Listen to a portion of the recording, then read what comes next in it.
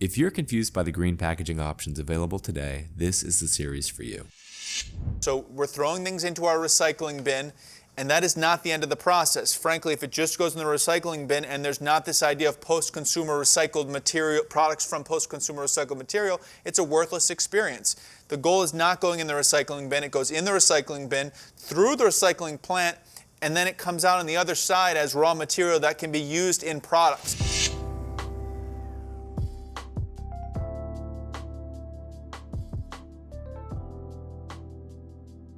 We are Cannabis Specialty Packaging, and you're watching the Cannabis Packaging Show, and thanks for tuning in to the fourth episode of the Green Cannabis Packaging series. Episode number 4. Number 1 was an overview. Number 2, we talked about other considerations in green packaging. Last episode was about recyclability, one of the paths.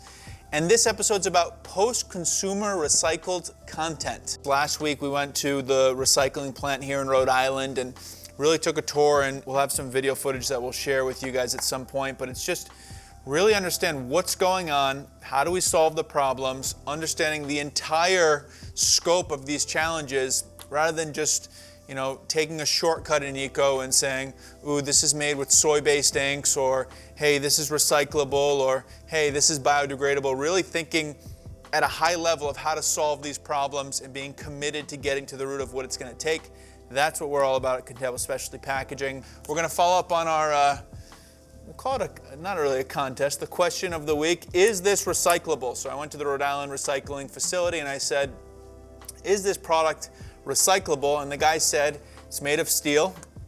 And he said, absolutely, it is recyclable. To recycle this, what he would prefer people do is pop out this plastic insert first and throw that into the trash, and then recycle just the tin.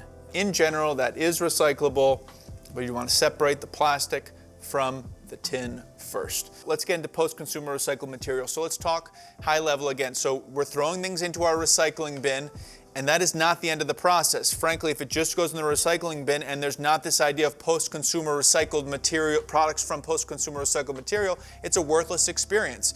The goal is not going in the recycling bin. It goes in the recycling bin, through the recycling plant, and then it comes out on the other side as raw material that can be used in products. So when you see products that are made from post-consumer recycled material, that is what it's about. It's what is the product, what is the end result of the recycling process. One key point is that we're usually not dealing with 100% post-consumer recycled material. So to make a product out of recycled material, sometimes it's 100%, but often it's a percentage.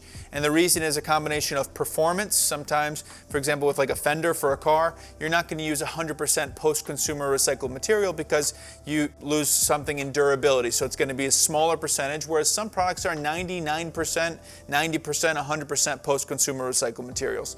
And also the molding process in plastics is very efficient using all post-consumer recycled material. So you're going to use a combination of virgin material as well as post-consumer recycled material.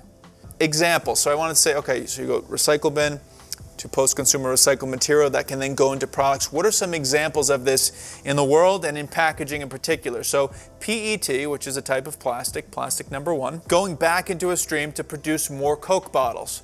So Coke is someone who buys a lot of recycled, post-consumer recycled PET to go into their bottles. It's not 100%, but they use as much as possible, and the amount that they're using, what I've heard has been it's been increasing over time, how much post-consumer recycled material you can use.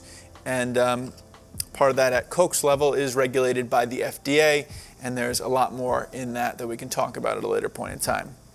Windex bottles, so it's made of PET, it'll be recycled, and then the PET will be used to make more Windex bottles. So a percentage of Windex bottles will be made from post-consumer recycled PET. PP, polypropylene, bottle caps, bottle closures, flip-top caps are made out of PP, and then some percentage of the bottle caps will be made from post-consumer recycled polypropylene. And that is a perfect segue to our item of the week. We're going to take a little detour onto the item of the week. It is something that we're very proud of, very excited to bring to the cannabis market. These squeeze tubes, which you see in every industry, or a lot of industries, for cosmetics and beauty and healthcare in general.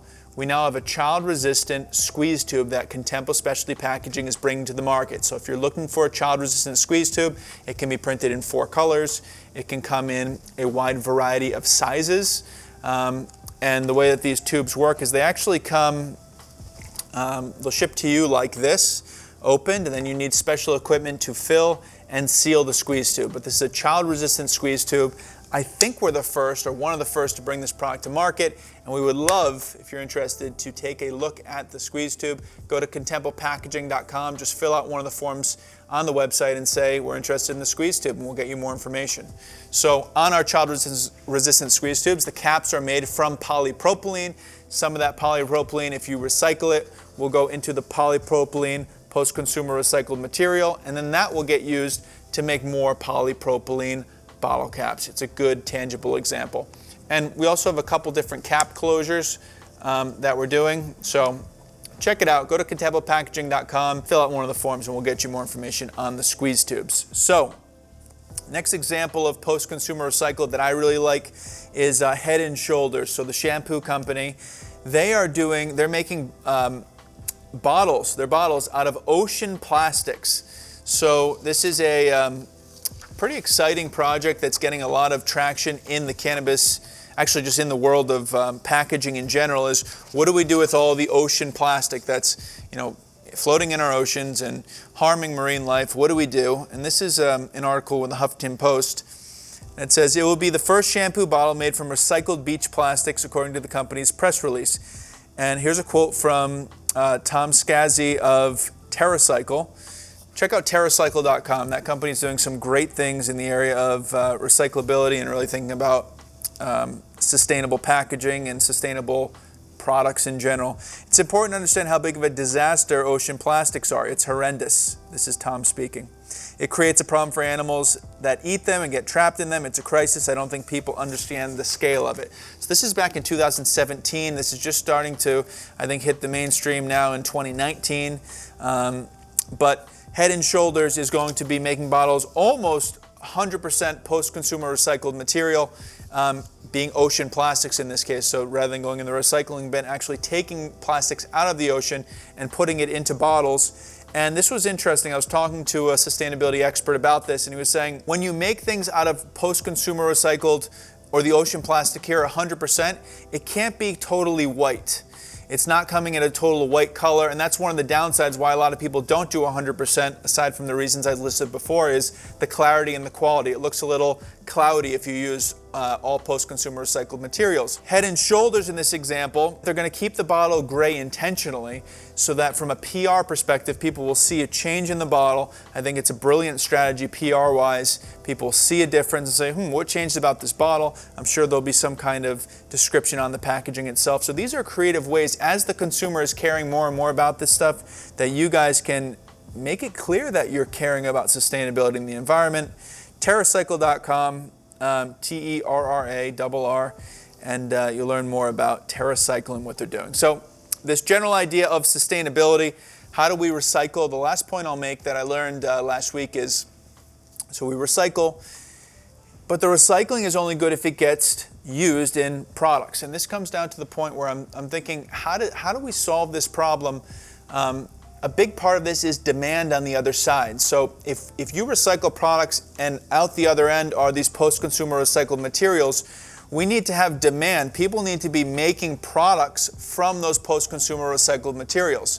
And that's a challenge. It's a call to action for companies in the cannabis industry, any industry. How do you as a company begin to think about, can I make this out of post-consumer recycled materials?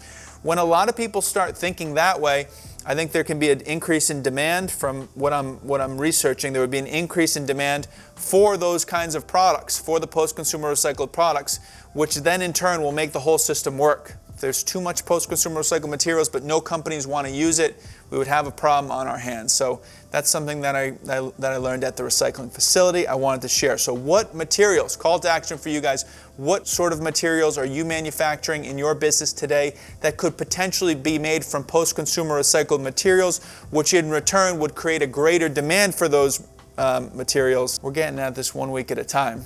uncovered another good point there. So I hope this is helping you guys. We're really thinking about this 360 at every angle. Check out the squeeze tubes, contemplepackaging.com if you want more information. I wanted to point out this egg crate here is made from, this is a good example, 100% recycled fibers. So this egg crate made from 100% recycled fibers. The vault box, the box that you all love so much, can be made from post-consumer recycled material. We learned that these caps, these polypropylene caps, can be made from post-consumer recycled material. And these pop tops, frankly, I don't even know, is this all virgin polypropylene or is it a percentage post-consumer recycled material? I think these should be made with a percentage at least of post-consumer recycled material, but how much can you do before it stops functioning properly? These are all the packaging questions that keep us all busy and occupied. Thanks for watching the Cannabis Packaging Show. Please hit us up in the comments if you have any questions. We hope you're enjoying this series and we hope that you're going to be part of solving these sustainable packaging issues. We'll catch you next week. Contempo Specialty Packaging has beautiful CR packaging for every cannabis product. Visit contemplepackaging.com.